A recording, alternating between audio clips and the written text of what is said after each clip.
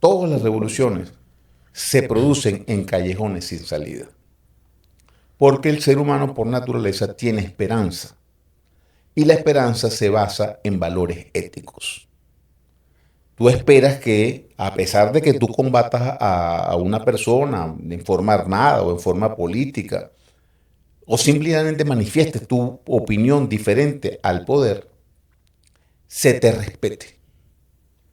Aun cuando seas sometido a una prisión, se te respete. Hola, hola, ¿qué tal? Esto es América Dialoga, un espacio para la interculturalidad desde una visión pedagógica por la vida y la justicia. Esta es la señal de Oyeven 106.9 para volver a la radio, la alternativa ecológica. En la coordinación de producción, Angélica Miró, Fran Tovar en la dirección general, todas y todos bajo la filosofía del movimiento ecologista venezolano MEVEN. Sigan nuestras redes en Instagram, Oyeven Piso Radio, y las redes de ladanta.tv en todas las plataformas.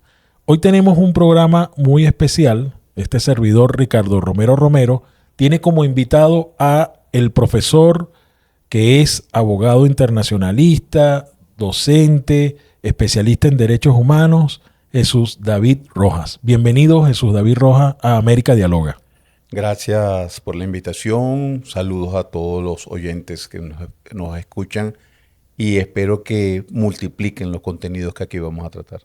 Bueno, y así será porque afortunadamente tú eres especialista en un tema que está en boga y que da mucho que hablar por lo que está ocurriendo en el mundo, sobre todo, y lo conversábamos antes tras telón, sobre el tema de la ética política, la forma en cómo se está conduciendo el derecho internacional, o sea, cómo está siendo, no sé, está siendo cercenado.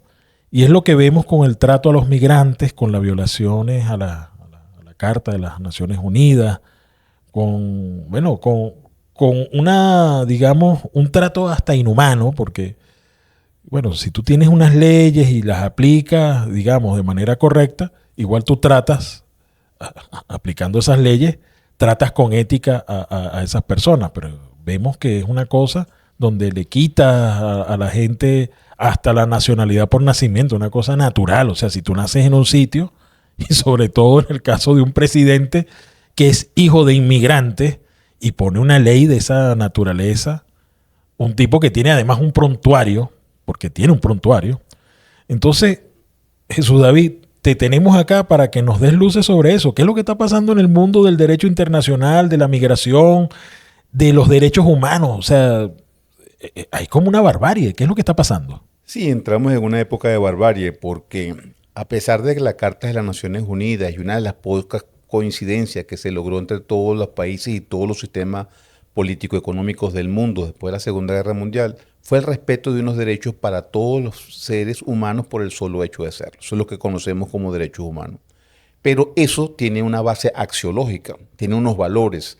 Es respetar a las personas por eso, es abandonar aquellas prácticas bárbaras en el Congo de cortarle los brazos a las personas por no cumplir la cuota de producción, es eliminar la esclavitud en los países que utilizaban ese medio.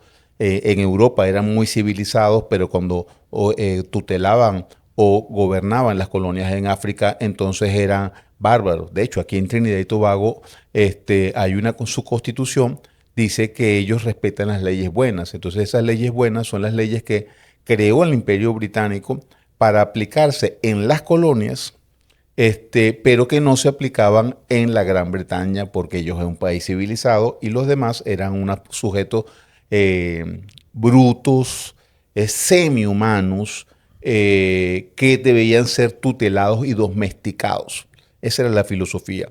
Pero con los derechos humanos se supone que eso cambió y al principio pareciera que empezó, pero empezó con el pie izquierdo. ¿Por qué? Porque a pesar de que se criticó, se juzgó el régimen nazista, las potencias occidentales protegieron a los criminales nazistas para apropiarse de las técnicas de inteligencia que admiraban, de los experimentos para crear misiles, los B-2 que creaban en la Unión Soviética, en Alemania nazi, las técnicas de los experimentos de Mengele, que dieron base a las técnicas, lo que llamó George W. Bush, técnicas de interrogatorio bajo presión o tortura. Sabían qué dolía, dónde pegar, cómo hacerlo. O sea, se sistematizó la violación de los derechos humanos. Entonces ya empezaban con eso. Entonces empezó con la falsedad, pero en aquel momento los medios de comunicación no tenían el desarrollo que tenían hoy. Entonces las personas que sobrevivían relataban sus experiencias, mostraban las pruebas de las torturas, de las violaciones de derechos humanos que se cometían, y progresivamente se develó esa realidad. Pero después, como las cosas evolucionan y la técnica evoluciona para bien y para mal. La técnica en sí mismo es neutra. Pero ellos empezaron a utilizar eso para decir que había torturas buenas y torturas malas. Si tú torturabas a un comunista, o lo matabas, o lo desmembrabas, eso era bueno porque él era comunista. Pero si tú le cortabas una uña a un espía de la CIA, que sigue siendo un espía, si sea de Estados Unidos, entonces eso era considerado como tortura, porque el gobierno se convertía en oprobioso y era juzgado políticamente en el mundo como parte de la sistemática comunista que luchaba contra la libertad. La libertad era un concepto general, dibujado, proyectado, donde tú podías hacer lo que te diera la gana. Y el sistema socialista de aquel entonces programaba la misma libertad, pero para satisfacer mayoritariamente los derechos colectivos. Me llama la atención todo esto que estás diciendo, y voy a retrotraerlo un poco a lo que está ocurriendo en Asia Occidental, o lo que la gente conoce como Oriente Medio. Los que han sido capturados por la resistencia palestina, que estamos hablando de soldados que participan, o de efectivos que participan en un genocidio que está siendo transmitido en tiempo real, y que luego son liberados y les preguntan cómo fueron tratados por la resistencia. La resistencia se supone, por el relato occidental, son unos terroristas, son unos extremistas, y resulta que todos ellos, y estamos hablando además de los rehenes, entre comillas civiles, estamos hablando de otro tipo de, digamos, de gente que ha sido capturada por X o Y razón, y ellos hablan del trato ético que les dio la resistencia palestina. Además, lo dicen públicamente, por las redes sociales lo podemos ver, o sea, no es una cosa que estamos inventando aquí. Pero cuando se habla de cómo el ejército sionista trata no a gente de la resistencia, no estamos hablando de gente de la resistencia, estamos hablando de mujeres, estamos hablando de niños, estamos hablando de niños capturados y tratados como terroristas, y lo que cuentan es algo tétrico, es algo que no podemos ni siquiera mencionarlo aquí, la forma en cómo el maltrato, por no hablar de la gente con la que hacen experimentos, de la gente con la que hacen tráfico de órganos. Entonces, ese doble rasero, es un doble rasero que se está imponiendo, y no va a pasar nada contra ese doble rasero. ¿Qué puede pasar en el mundo teniendo en este momento unos BRIC? Tenemos un nuevo orden global, pero parece que ese nuevo orden global es solo económico, y en lo ético y en el derecho humano, en el derecho internacional, pareciera que no existe ese nuevo orden. Fíjese, los cambios violentos, lo que llamamos revoluciones, de cualquier tipo, o sea, la revolución burguesa de 1789, la revolución islámica en Irán en 1979, la revolución cubana en el año 59, todas las revoluciones se producen en callejones sin salida. Porque el ser humano por naturaleza tiene esperanza. Y la esperanza se basa en valores éticos. Tú esperas que, a pesar de que tú combatas a una persona en forma armada o en forma política, o simplemente manifiestes tu opinión diferente al poder, se te respete. Aun cuando seas sometido a una prisión, se te respete. En cambio, hay personas que son miembros del Knesset israelí que justifican que sus prisiones se parezcan a Auschwitz, a los campos de concentración nazi. Y veo con mucha preocupación que eso no solamente se hace en Israel. El Salvador es una prisión que se está haciendo en ese mismo esquema. El presidente Trump acaba de anunciar una prisión en el estado de Florida rodeada de caimanes y culebras. Ni Alcatraz, pues. Guantánamo tiene el mismo trato. Se le pone audífonos a alguien por el simple hecho de parecer talibán. O por tener un tatuaje. Y entonces no tiene derecho a acudir a la justicia norteamericana. Porque en una ficción, eso es territorio norteamericano para tener soldados, pero la Corte Suprema de Justicia considera que no es territorio americano a los fines de acudir al sistema de justicia. Entonces ahí empieza una cosa acomodaticia tan absurda, ¿no? Entonces, propio de los imperios. Propio de los imperios. Bueno, mira, vamos a seguir hablando de esto en la segunda parte, Jesús David. Tenemos de invitado al profesor, abogado, especialista en derechos humanos y derecho internacional, Jesús David Rojas. Habíamos dejado al corte del primer bloque en este espacio América Dialoga, conducido por este servidor Ricardo Romero Romero para la Danta.tv en Oyeven 106.9 FM. Nosotros conversábamos sobre el doble rasero, la barbarie, que es algo característico de los imperios. Es decir, te pregunto, porque bueno, recordamos que la Santa Inquisición fue así también, ¿no? Había otra connotación, pero así fue el Imperio Romano. Claro, pero fíjate, hay dos etapas de los imperios.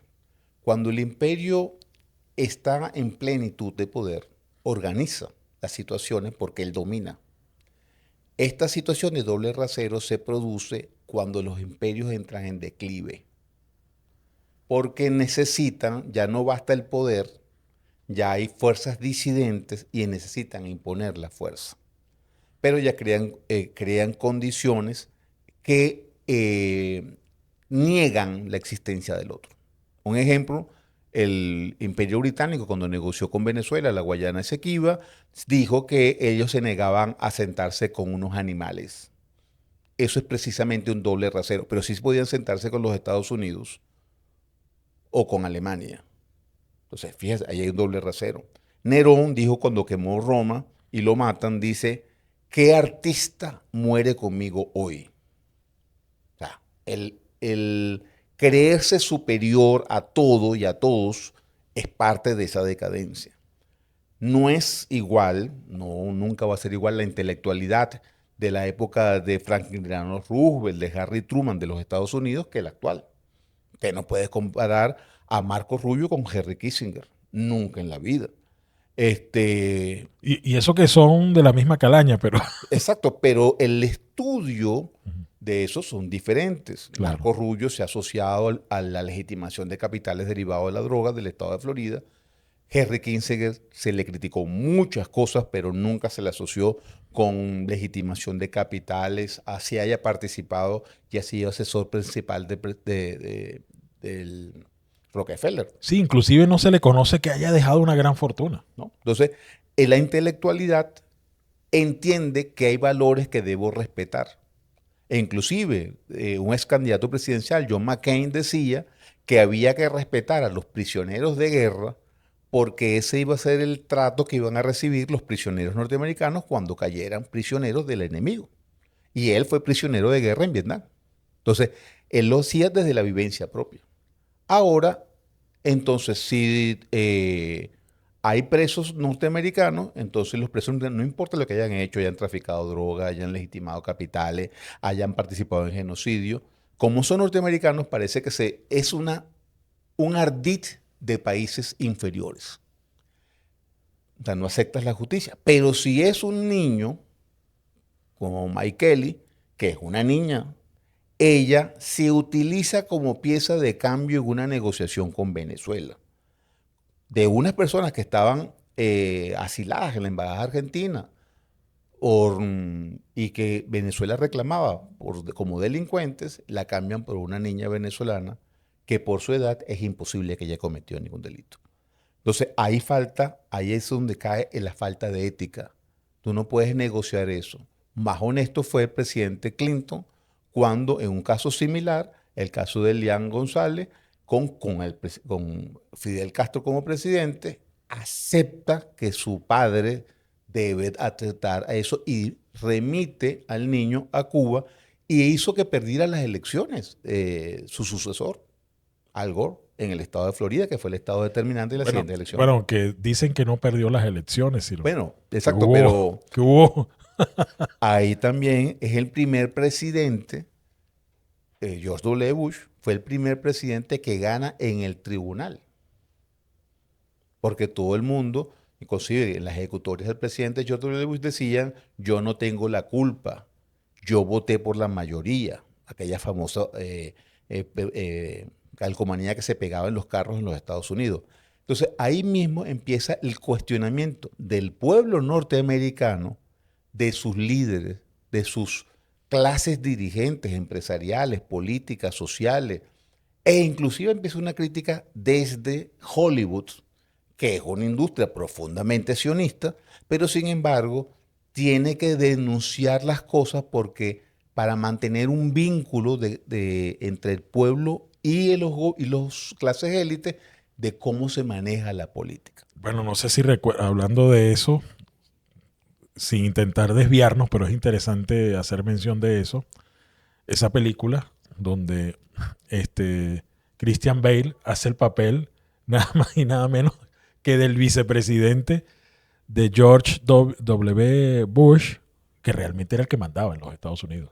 Claro, porque George W. Bush, yo creo que ya se puede decir, no tiene un nivel intelectual alto, medido científicamente, consumía drogas.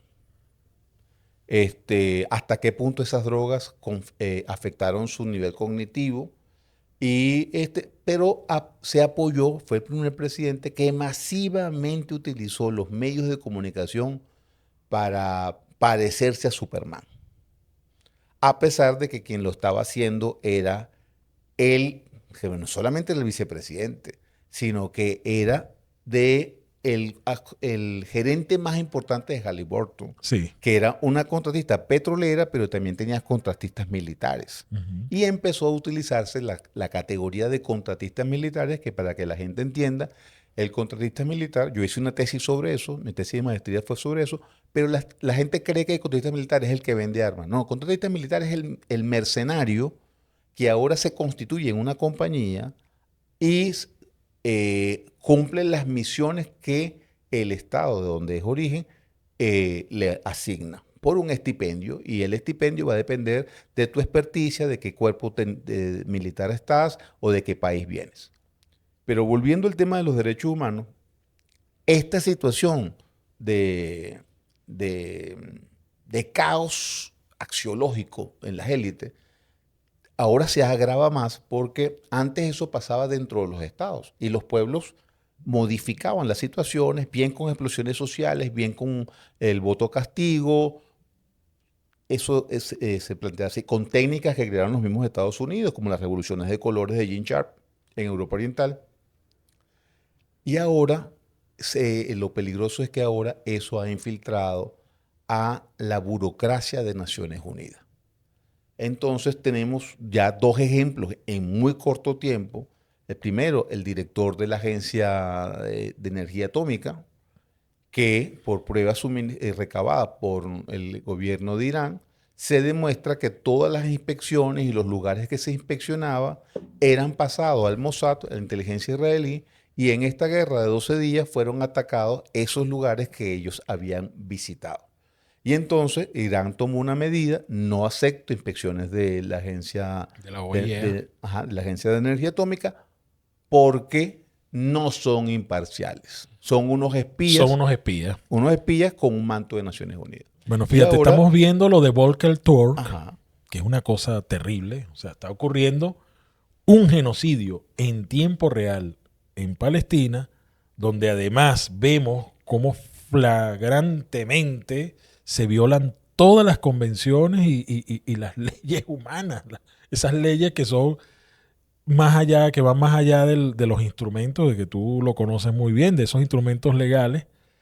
Vemos a un Volker Turk con un doble rasero también.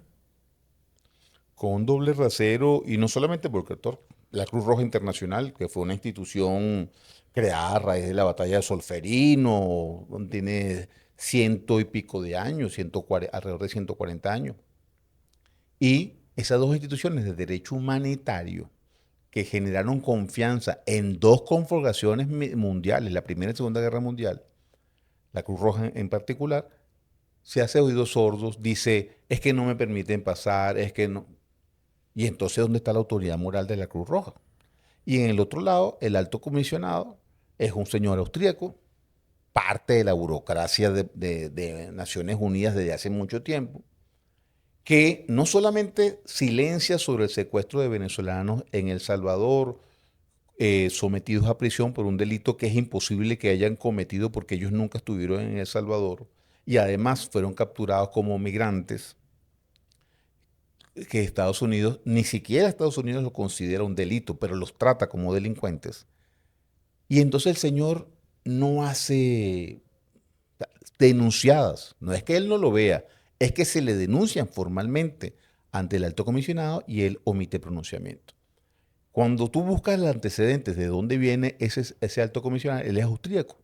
Y llama la atención que son reiteradas las sentencias del Tribunal Europeo de Derechos Humanos, que no puede pensarse que es socialista, rebelde, de parte de la institucionalidad internacional, condena a Austria básicamente por no proteger a los niños y por coartar la libertad de expresión. Entonces, por eso, él no tiene sensibilidad con los niños. No les interesa que esos niños sean apartados de sus padres, que sean secuestrados, que sean colocados eh, en lugares de hogares sustitutos, sobre todo en un país que está sindicado de ser el primer país que practica la pederastia, no solamente a nivel popular, sino a nivel de altas esferas. Inclusive, Elon Musk, en esas discusiones que tuvo con el presidente Trump, señala que el presidente Trump, que como tú dices, es un delincuente condenado, o sea, no estuvo en una prisión, pero es condenado y su sentencia está Ha firme. sido procesado, pues. No, condenado. Procesado es el que todavía no lo ha condenado, pero este le dictó sentencia. Y este señor estuvo en esas fiestas de pederastia, organizada por Jeffrey Epstein, que tenía una isla donde hacía fiestas y era muy amigo del presidente Trump. Y Entonces, también era amigo de Puff Diddy. ajá, entonces, eso que se está develando, que son unos juicios por algunos funcionarios del sistema de justicia de los Estados Unidos que todavía creen en la axiología porque pueden ver que sus hijos, sus familiares se vean involucrados en esas situaciones por distintos modos de engaño, los denuncian, procesan, pero no pasa nada. Epstein no fue condenado porque extrañamente murió. Murió de una manera misteriosa. Dentro de una cárcel y no se ha investigado quién es el responsable O sea, de esa todavía no muerte. sabemos qué es lo que ha pasado. Mira, vamos a un segundo corte y en este corte vamos a dejar un tema para el tercer bloque que es sobre, bueno, Naciones Unidas no sirve, el multilateralismo está en este momento todavía en una fase, digamos, de reacomodo económico, de alianzas y de todo esto, pero bueno, hay que salir de las Naciones Unidas. Vamos a hablar de una propuesta para que precisamente los migrantes, el derecho internacional y la ética vuelvan, digamos, a tener el papel que debería tener en las relaciones multilaterales.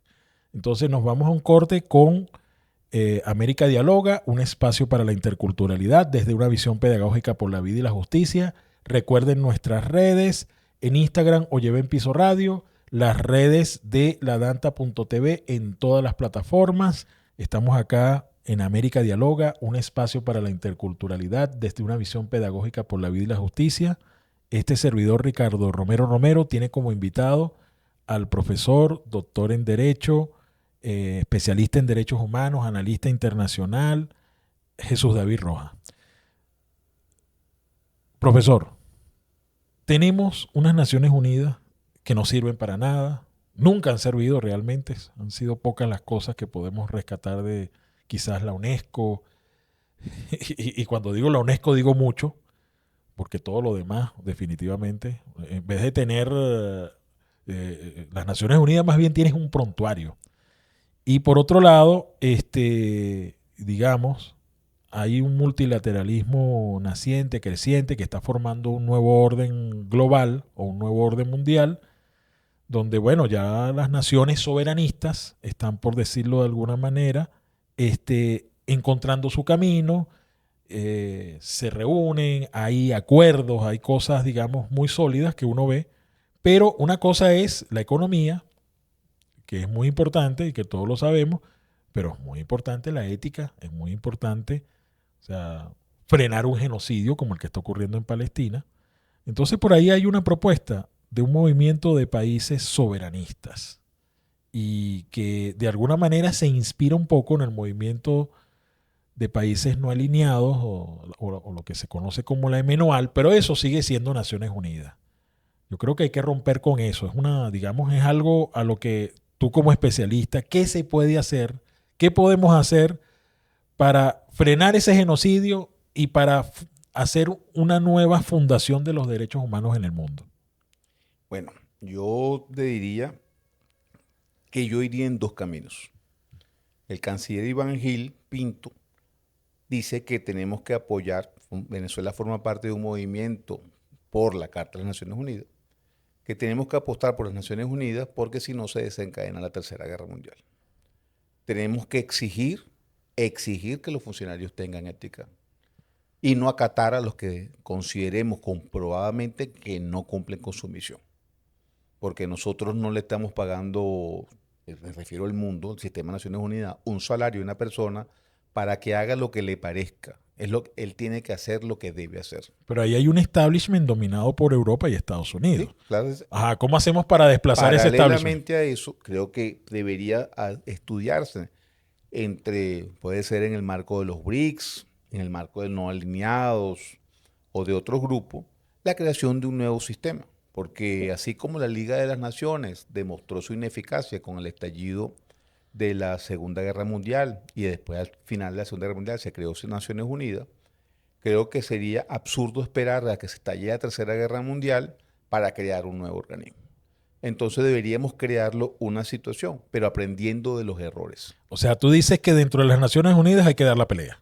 Hay que dar la pelea, pero paralelamente con un lapso, con un tiempo y paralelamente... Con un lazo establecido, ¿no? Porque fíjate. Sí, porque la gente tiene que reaccionar. Y claro, si no, progresivamente se va a constituir un organismo que tenga soberanista, se respete a los pueblos más que a los estados, a los pueblos, se respete los derechos humanos efectivamente y se haga respetar los derechos humanos y no se utilicen los derechos humanos como un arma política para descalificar o no calificar. Estados Unidos ha llegado a decir que el único país democrático de Medio Oriente es Israel. Un país que su ordenamiento jurídico manifiesta el apartheid. Lo que pasa es que la gente asocia el apartheid con Sudáfrica porque eran blancos versus negros. Pero aquí son judíos o sionistas versus árabes. Entonces, los dos nos parecen iguales y no lo tienen. Pero un palestino tiene menos derechos que un judío en el Estado de Israel, lo cual es un absurdo porque el principio de igualdad es un principio de los derechos humanos. Inclusive en la propia Cisjordania. Exacto. Entonces, además que tiene territorios ocupados, no cumple con los mandamientos que dice el derecho humanitario, que tiene que tener la potencia ocupante, es un irrespeto constante a las religiones diversas, porque no solamente se ataca a los musulmanes, se ataca a los católicos, a los cristianos de otras A orientaciones. los judíos ortodoxos que no son sionistas. Exacto. Entonces, ahí hay un problema que es un problema digno de discutirlo. ¿Hasta qué punto la mayoría de los países han separado la religión del Estado? Y los que han mantenido la religión unida al Estado se rigen por los principios éticos de esa religión. Entonces, lo que estamos viendo es que países que se declaran laicos, pero tienen un presidente como Joe Biden que de repente dice, no es necesario ser judío para ser sionista. Yo soy sionista y él no es judío. Pero entonces el emblema del presidente Trump es vamos a hacer América grande otra vez, pero parece que para hacer América grande otra vez, él es capaz de detonar una tercera guerra mundial para proteger a Israel. Entonces ya no es América, es que Israel forma parte de los Estados Unidos, pero si forma parte de los Estados Unidos, que lo absorba como Estado. Claro, y que se lleve a los ocupantes porque ellos no son originarios de allí. Yo estoy de acuerdo con que en los territorios ocupados se queden aquellos ciudadanos que están allí, o por lo menos que sus familias están allí mucho antes de que se creara el monstruo se cree ese. un Estado laico donde palestinos y judíos puedan convivir en perfecta armonía y las demás religiones. Porque en Venezuela, que somos un país nuevo, tiene diversidad también. aquí conviven pacíficamente judíos, musulmanes, budistas, católicos, evangélicos, y podrás no comulgar con las religiones de otros, pero nosotros no llegamos a resolver esas diferencias por las armas, porque el principio es el respeto al otro como es, no como quisiéramos que fuera. Entonces, el sistema que se propugne debe plantear como principio el respeto al otro, la tolerancia dentro de ciertos límites, y ese límite lo pone la ley, y la ley lo pone en base a valores, porque un país hoy día ponga en una ley que, por ejemplo, Israel pusiera que los prisioneros palestinos pasan a ser esclavos, eso sería un escándalo mundial. Es legal, pero como violenta los principios de justicia y de libertad, sería sancionado inclusive por los Estados Unidos y por los medios de comunicación masivos de los Estados Unidos. Inclusive las decisiones que ha tomado el presidente Trump respecto a Irán y respecto a Israel han sido cuestionados por medios tradicionalmente republicanos como el Washington Post, como Fox News, como aliados que propusieron que él fuera presidente, hicieron campaña para que sea presidente, manifiestan disensos como Elon Musk y como un periodista, no recuerdo el nombre, que entrevistó a Putin. Carlton Tucker. Ajá, eso eran trumpistas, más que republicanos. Perdón, son trumpistas. Tucker Carlson. Ajá, y el presidente Trump lo silencia, lo despacha, lo irrespeta, porque además el irrespeto, que es la posición que ha asumido el presidente Trump, es como un patotero de barrio. Insulta a Dinamarca porque son débiles y por eso le puede quitar Groenlandia, insulta a México, insulta a España, insulta a Inglaterra, insulta a Ucrania, insulta a Rusia, insulta a China, insulta a Venezuela, insulta a Colombia. El insulto no es una herramienta incluso diplomática. Insulta a sus aliados. Mira lo que le hizo a Guyana y mira lo que le hizo a Argentina. Por eso, o sea, les puso aranceles superiores a los que le puso a Venezuela. Cuando tú eliminas el respeto, inviabiliza la diplomacia. Y si inviabiliza la diplomacia, cualquier medio es justificable para eso. Entonces, Dios no quiera, pero hay grupos terroristas, inclusive creados por la CIA, que pierden la línea de esa y pudiesen atacar Nueva York. Claro, es que estamos hablando, por ejemplo, del Estado Islámico, que es una creación sionista. Pero bueno, Jesús David, hemos llegado al final de este programa, América Dialoga, un espacio para la interculturalidad desde una visión pedagógica por la vida y la justicia. Esta es la señal de Oyeven 106.9 FM para volver a la radio, la alternativa ecológica. En la coordinación de producción, Angélica Miró. Fran Tovar en la dirección general, todas y todos bajo la filosofía del movimiento ecologista venezolano MEVEN. Sigan nuestras redes en Instagram, Oyeven Piso Radio, y las redes de ladanta.tv en todas las plataformas. Despedimos al profesor, al doctor Jesús David Rojas. Gracias, Jesús David, por haber participado en América Dialoga. Te invitaremos en otra oportunidad para que sigamos conversando de este y otros temas tan interesantes. Muchas gracias a todos y los invito a ejercer la libertad pensando con autonomía. Hasta la próxima.